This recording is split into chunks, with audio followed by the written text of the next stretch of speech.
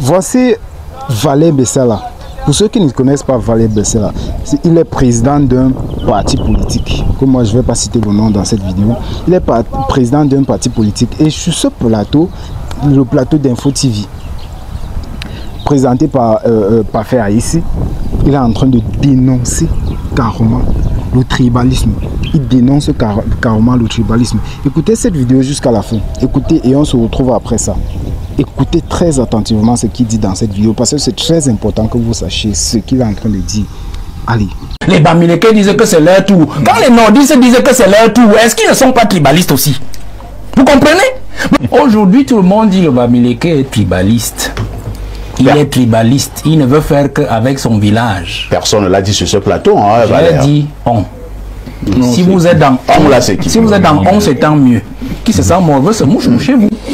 Le tribalisme rampant ne naît pas d'aujourd'hui. Tout à fait. Le tribalisme rampant, pas même d'avant les indépendances.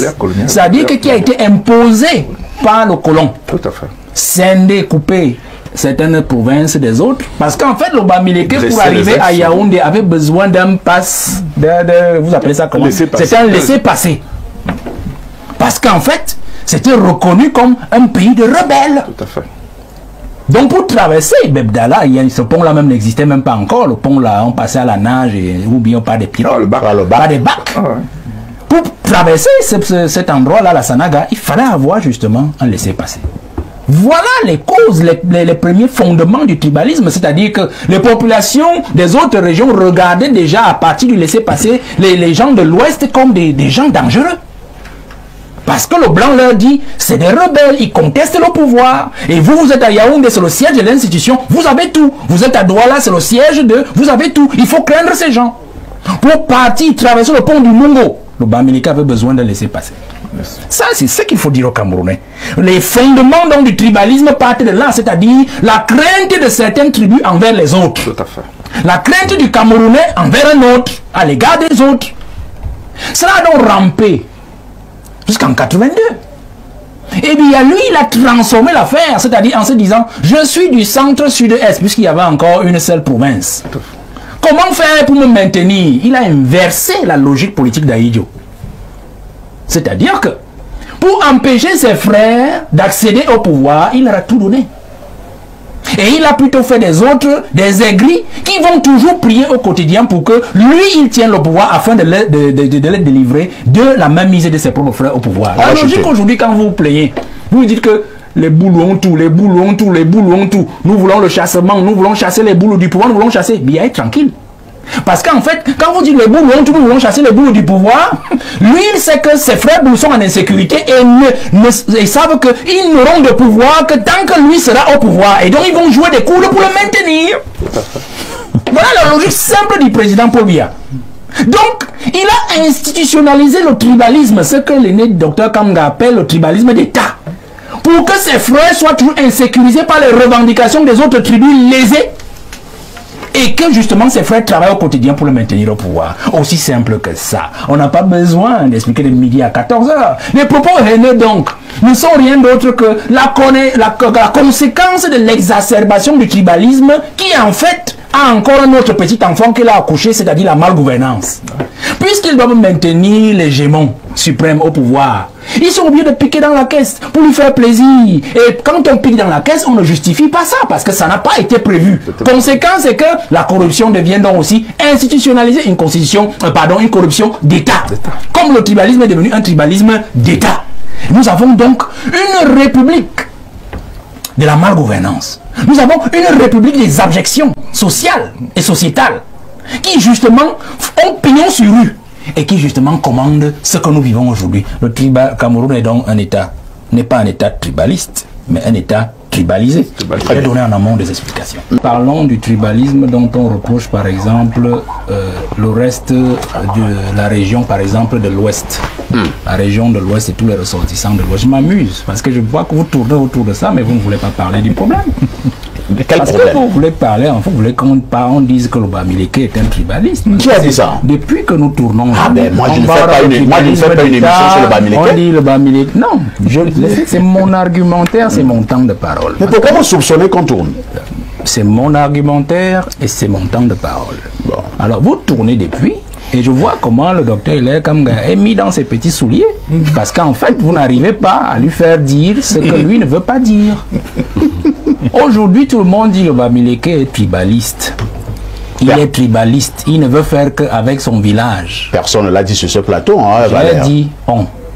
Non, si vous êtes dans on, c'est tant mieux. Qui se sent mauvais se mouche chez vous. Je dis ceci. On dit le Bamileke est tribaliste. Il fait tout chez lui. Bon, d'accord. Mais pourquoi? Mon propos, c'est là. Je vous ai parlé du laisser-passer. Alors, partez du laisser-passer. Ils se sont sentis frustrés dans l'histoire. Vous comprenez? Le professeur a parlé... C'est vrai quand même que Valère Bessala, je vous repasse la parole. Vraiment, l'émission de ce matin ne pose pas un problème Bamileke. Il faut que ce soit très bien compris. Maintenant, je vous repasse la parole. Le professeur a parlé des capitaines d'industrie. D'accord? Le ministre Kodok, en 1966-1968, je parle sur votre contrôle, professeur, il était ministre de l'économie, quelque chose comme ça d'Aïdjo. Il avait justement, c'était un dossier que le président Aïdjo lui avait confié. Et c'est lui qui est en fait l'instigateur des capitaines d'industrie qui relèvent particulièrement d'une certaine aire géographique, c'est-à-dire de l'Ouest. Parce qu'en fait, il ne faut pas comprendre. Il faut comprendre que Aïdjo avait le souci d'équilibrer l'injustice qui avait été aussi faite à cette région-là du fait du maquis. C'est-à-dire ces gens qui avaient été réduits socialement dans leurs petits souliers comme étant des gens qui ne peuvent pas aller partout dans le Cameroun comme tous les autres Camerounais. Ils avaient besoin de laisser passer. Comme l'Ombassa. Vous comprenez? Je reste dans mon sujet pour dire que Kodok est chargé, théoriquement, de régler un problème, une injustice, c'est-à-dire ces gens de l'Ouest, particulièrement parce que le Bassa, Kodok et Bassa, donc on peut déjà penser qu'ils étaient fondus dans l'air du centre, vous comprenez? Ces gens de l'Ouest-là doivent se sentir quand même concernés aussi dans ce pays, même si politiquement on les met de côté. Regardez par exemple ce qu'on fait en Dormont.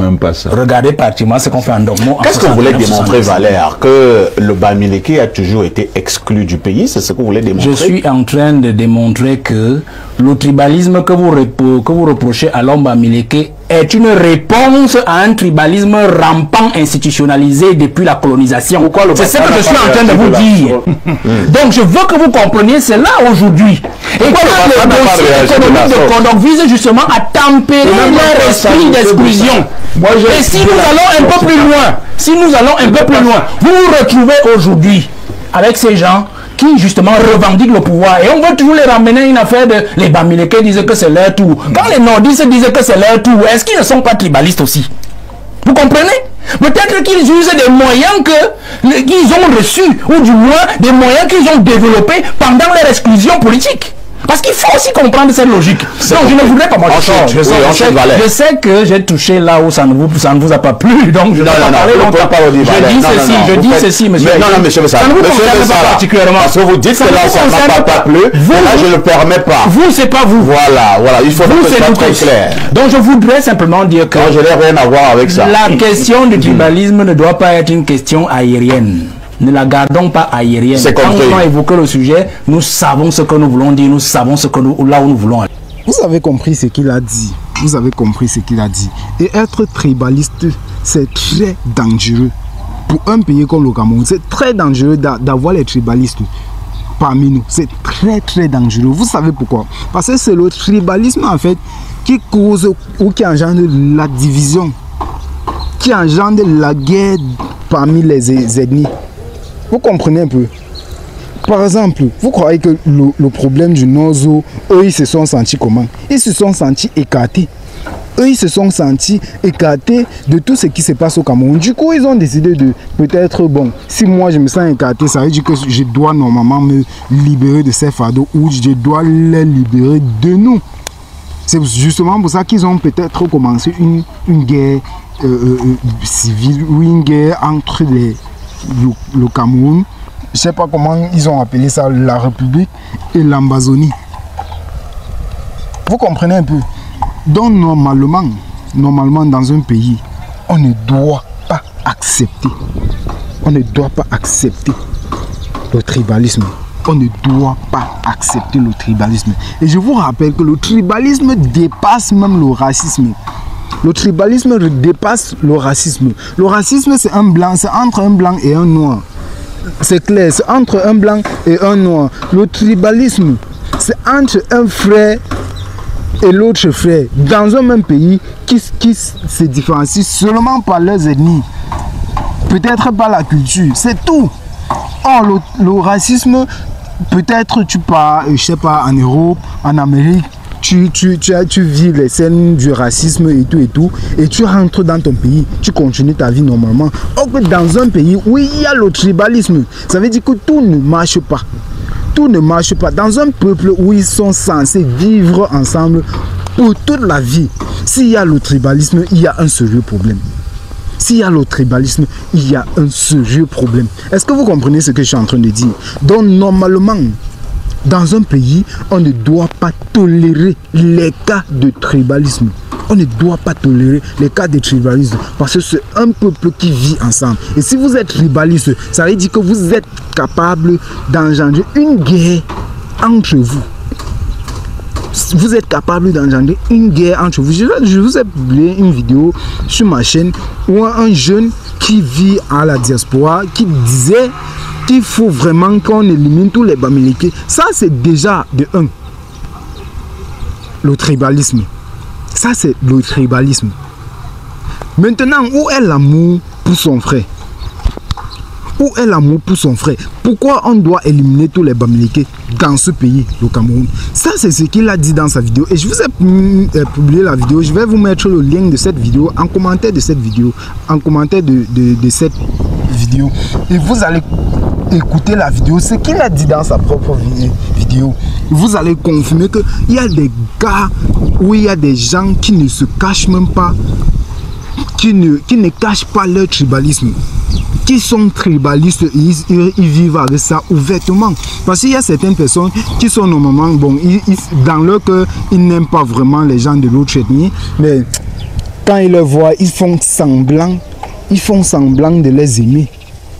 Ils font semblant de les aimer. Alors ce gars vit ça ouvertement. Il vit ça.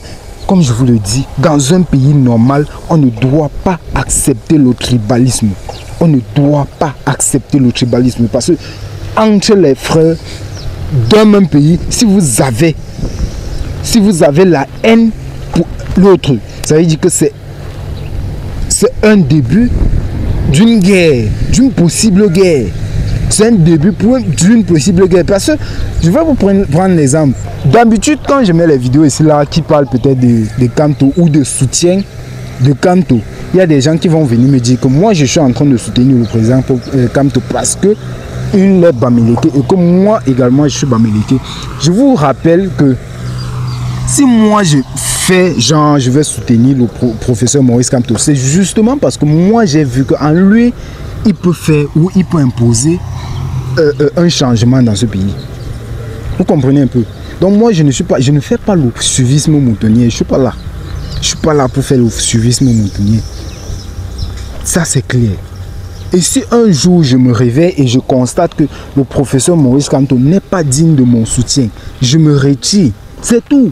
Si quelqu'un qui est un quoi qui se montre digne de ce soutien, bah, je vais l'offrir mon soutien avec joie parce que je sais que non, lui il peut faire quelque chose. Et tout ce que nous cherchons ici, c'est un candidat ou un dirigeant qui peut bien diriger le pays. Donc on ne cherche pas notre frère. Ce n'est pas ce qu'on cherche. Et la preuve, même les nordistes aiment le professeur Maurice Kamto. Même les gens de votre même ethnie que vous êtes, qui disent que non, nous on supporte le professeur Maurice Kamto parce qu'il est de notre région ou de notre ethnie. Eux-mêmes, ils sont en train de soutenir le professeur Maurice Kamto parce qu'eux-mêmes, ils en ont marre. Ciao, ciao.